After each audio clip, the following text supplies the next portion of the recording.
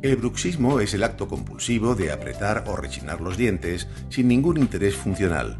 El estrés y la ansiedad son a menudo las causas más frecuentes.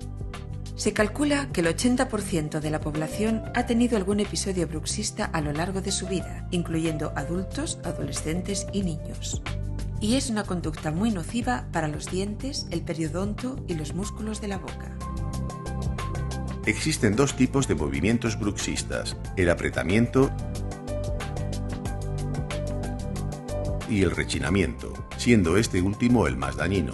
La manifestación más común del bruxismo es el desgaste de los dientes. También podrá causar sensibilidad dental y fisuras, o incluso fracturas y desprendimientos de restauraciones. Además, puede producir la pérdida de anclaje de los dientes.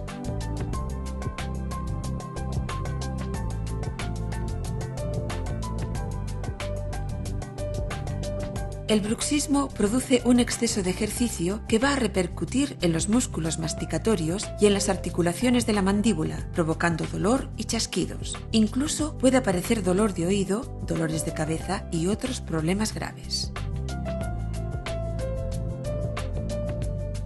El bruxismo puede ser diurno o nocturno, siendo este último el más frecuente y que a menudo pasa desapercibido. Para evitar los efectos del bruxismo, su odontólogo le prescribirá una férula de descarga, también llamada férula oclusal o férula de relajación. La férula es un aparato generalmente de resina transparente que se interpone entre los dientes. La férula mejorará la posición de la mandíbula, evitará el desgaste y las fracturas dentales y relajará los músculos masticatorios. También protegerá a las carillas, coronas y puentes.